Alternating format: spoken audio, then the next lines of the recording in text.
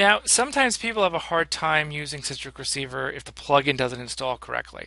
So, as part of this video, I want to show people how to make sure their plugin is installed and working correctly. So, I'm in Firefox right now, but you would do something similar if you were in Chrome or if you were in Internet Explorer. If I click on this, I go to Add-ons, and here are the plugins. And underneath this, it says Citrix.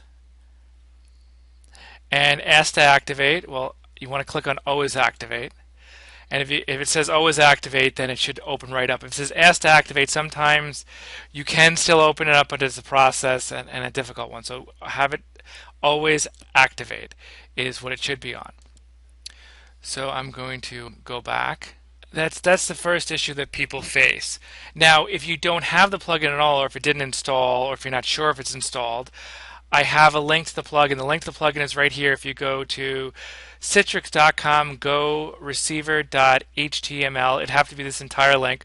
I will leave it on the screen for a couple of seconds so you have a chance to jot it down, or otherwise you could hit stop on the video and type in that same link. It's citrix.com/go/receiver.html.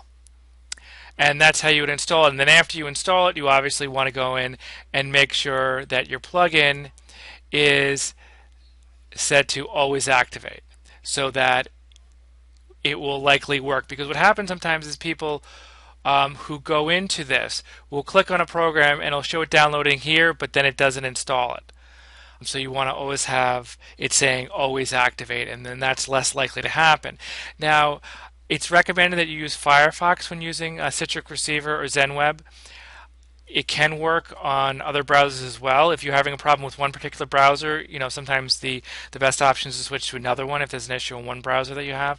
But Firefox tends to work the best, and the issue when it's not working tends to be the plugin. Now, the other thing that you should keep in mind is if you're using something on Xenweb or Citrix Receiver, that you should be interacting with programs that are also on Xenweb or Citrix Receiver.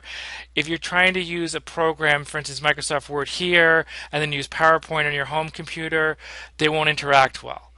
Cutting and pasting back and forth, it's like you're on two different computers or two different platforms. So you can't go across platform. In other words, you can't use a program on Xenweb or Citrix and use a program on the computer and have them interacting together, where cutting and pasting between programs is something that would be more normal and natural if you're working on a regular standalone computer.